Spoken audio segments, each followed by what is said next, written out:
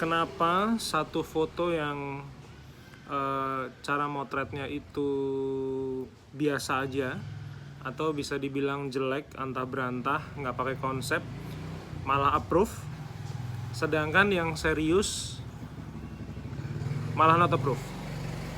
Ini juga sama ketika nanti suatu ketika teman-teman yang justru terdownload itu justru foto yang sederhana, foto yang biasa, foto yang tidak disangka-sangka, tapi justru approve dan sold. Saya akan ceritain konsep di belakang approve dan sold-nya ini. Stay tune guys.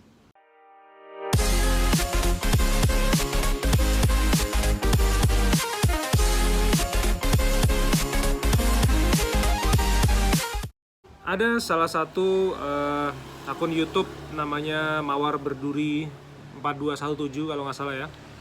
Itu dia tanya, karena dia adalah pemula di bidang microstock, yang intinya tuh adalah yang approve itu ternyata adalah foto-foto yang biasa ternyata, bukan foto yang super keren dengan konsep, bahkan mungkin saya nggak tahu beliau mengambilnya dengan smartphone atau harus dengan kamera dan lain sebagainya. Satu kata yang bisa menjawab kenapa hal ini bisa terjadi, jangankan approve ya, nanti teman-teman akan menemukan yang terdownload itu bahkan foto-foto yang konyol. Kenapa itu bisa terjadi?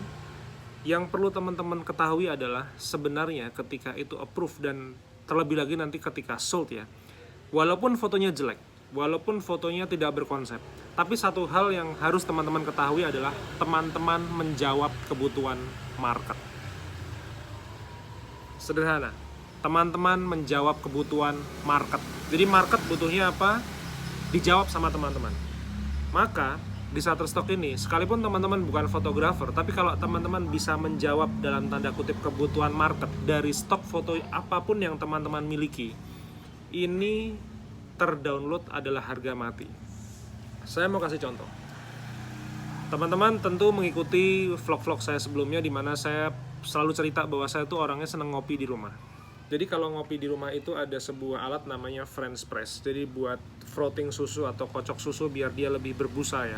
Biasanya untuk bikin cappuccino, latte dan lain sebagainya. French press saya itu sebenarnya adalah French press bekas, dimana fotonya juga biasa aja, nothing special. Saya motret pakai kamera mirrorless pada waktu itu. Cuma artinya ini bukan sebuah foto yang bagus karena French pressnya satu bekas, yang kedua kotor, tiga ada sedikit karat. Jadi kalau saya mau minum tuh kadang-kadang sampai saya cuci, saya sikat dulu baru saya pakai lagi. Ternyata ini ke-download sudah beberapa kali, 2 atau 3 kali. Sederhana, kecil sih income-nya. Cuman terdownload. Alasannya kenapa? Kemudian saya coba cek kenapa foto ini bisa terdownload dan siapa yang membeli. Padahal French press-nya adalah French press bekas yang memang saya pergunakan sehari-hari. Jadi bukan French press baru yang shine like a star, shine like a new gitu ya. Ternyata ada satu portal berita tentang kopi yang intinya adalah anjuran atau saran untuk merawat peralatan kopinya daripada nanti kotor dan tidak layak dipakai. Nah, si blog ini bercerita bahwa atasnya itu sebenarnya fotonya bagus-bagus ya, tentang mungkin peralatan kopi, ada mock-up mesin kopi dan lain sebagainya. Cuman di bagian bawah ini ada foto saya yang dijadikan sebuah visualisasi bahwa mereka intinya ngomong gini lah, kalau French press-nya nggak dicuci nanti jorok kayak yang di foto ini loh. Nah, foto itu yang punya saya, maka foto saya adalah terdownload, terjual, sesederhana itu. Jadi kalau tadi temen ada namanya Mawar Berduri 4217 ini kok ternyata approve bahwa bahkan fotonya itu jelek misalnya, tapi kalau nanti suatu ketika ke-download jangan kaget. Itu artinya adalah teman-teman itu sedang menjawab kebutuhan market global.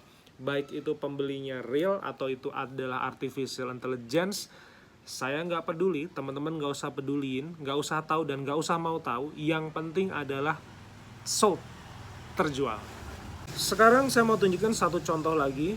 Contohnya adalah dari keadaan nyata ketika istri saya melahirkan anak keempat ini di rumah sakit Sarjito, Yogyakarta. Konsepnya adalah prosesi melahirkan. Prosesi melahirkan ini tentu ada perawat, ada dokter, ada ibu yang sedang persalinan. Kemudian fotonya sebenarnya sederhana, benar-benar foto persalinan real. Saya juga editnya hanya gelap dan terang, tambahin kontras dan lain sebagainya. Tapi ini adalah fotonya show. Tentu buat siapapun teman-teman yang ibu, misalnya seorang perempuan yang sudah melahirkan ataupun suami yang sudah pernah menemani istrinya melahirkan, pasti pernah mengalami momen seperti ini di mana menunggu istrinya lahiran. Itu kan satu hal yang sangat deg-degan ya. Cuman artinya saya kemudian bisa memotret, saya menyempatkan waktu untuk memotret, untuk dokumentasi anak saya nanti, dan fotonya terjual. Ternyata ketika saya cari siapa sih yang membeli foto ini, itu sebenarnya adalah sebuah portal berita atau informasi yang intinya tentang maternity, persalinan dan lain sebagainya. Jadi jangan pernah salah ekspektasi ya, bahwa di Shutterstock itu fotonya harus benar-benar yang sangat bagus, yang sangat professional look dan lain sebagainya. Enggak guys, di Shutterstock itu yang paling penting adalah menjawab kebutuhan market. Nah, kalau teman-teman ngeliatin, ingat ya dulu kita zaman SMP itu kan selalu ada cerita tentang supply and demand ya. Nah, teman-teman mensupply foto-foto, anggaplah foto-foto teman-teman jelek lah, ambiar lah. Teman-teman mensupply, tapi approve. Percaya deh, nanti tuh akan ada satu industri yang membutuhkan foto tersebut, tapi kita nggak tahu kapan terjualnya ya. Ini beda konsep dengan kita yang sudah mengikuti demand market gitu ya. Tapi kalau teman-teman daily stock semacam saya, itu ada aja. Jadi bukan perkara kenapa fotonya aneh tapi bisa kejual gitu. Bukan perkara itu guys. Lebih ke perkara bahwa industrinya, demand-nya itu memang ada. Jadi daily stock ini tuh ada demand-nya. Jadi ketika saya bikin konten foto ya, itu saya lebih cenderung yang mengalir aja. Jadi apa yang saya lakukan sehari-hari itu yang saya dokumentasikan, karena akan ada satu portal berita atau informasi yang memang membutuhkan daily stock foto, kayak tadi foto French press tuh. Terus kemudian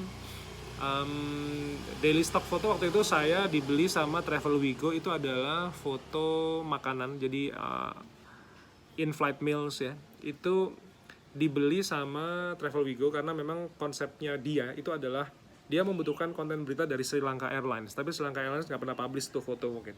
Dia kepengen yang real fact dari passengers. Nah kebetulan saya pernah menggunakan Sri Lanka Airlines dari Colombo ke Mali City. Itu terjual fotonya. Fotonya sederhana, kayak teman-teman kalau ngeliatin foto di samping ini ya, itu kan cuman kayak kita naik pesawat, terus di depannya disediakan makan, terus kita foto dari atas. Sebenarnya sesederhana itu. Tapi yang paling penting adalah foto saya menjawab kebutuhan dari Travel Wigo dan Sri Lanka Airlines ini. Maka dari itu, saya berharap ke teman-teman bisa mulai paham bahwa tidak perlu berkecil hati ketika teman-teman adalah orang non-fotografer atau yang memotret hanya dengan smartphone-nya aja mungkin yang abal-abal. Tapi selama teman-teman memenuhi persyaratan, misalnya resolusinya harus sekian, kemudian fotonya harus terang, tajam, udah misalnya, itu fotonya akan cenderung approve. Dan ketika dilakukan dengan penuh tanggung jawab ya, penulisan deskripsinya bagus, keywordnya juga bagus, pasti dikejual. Saya saat ini memotret menggunakan iPhone X, tapi secara berkala kalau pas kebutuhan pemotretan murni ya, saya pasti menggunakan kamera mirrorless ya. Tapi seperti saya tadi bilang bahwa kesempatan ini bisa datang ke siapapun. Jadi walaupun teman-teman bukan fotografer, ibu rumah tangga atau mungkin pekerja di jalanan, bisa teman-teman adalah tukang jual gorengan, teman-teman adalah supir Gojek, teman-teman adalah mungkin supir bis, guru dan lain sebagainya, atau mungkin masinis, teman-teman bisa melakukan ini semua. Karena daily stocknya saya adalah seorang fotografer dan bapak rumah tangga. Misalnya saya biasa masak, saya biasa traveling gitu. Tapi misalnya teman-teman adalah seorang supir Gojek, saya tidak bisa menemukan privilege atau keistimewaan yang teman-teman supir Gojek ini miliki. Misalnya kemacetan jalan, terus misalnya teman-teman pegang stang motor, ada spionnya, kemudian difoto. Itu saya nggak bisa, karena kadang nggak terpikir aja. Tapi di Seperti yang saya tulis di ebook jualan foto dengan Shutterstock ya, teman-teman bisa akses ebooknya di bawah ya. Itu kan sebenarnya adalah daripada kita nganggur, di foto aja. Jadi sederhana konsepnya. Jadi kalau saya biasa memasak di rumah, maka saya akan bikin foto masakan. Kalau teman-teman misalnya biasa mengajar di sekolah, maka murid-muridnya di foto. Jadi daily stock sesuai dengan rutinitas pekerjaan teman-teman masing-masing, tanpa teman-teman harus resign, harus keluar.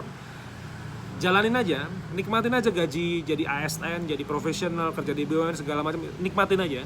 Cuman seperti yang saya tulis di buku jualan foto dengan Shutterstock, itu fotonya dijual. Jadi begitu teman-teman.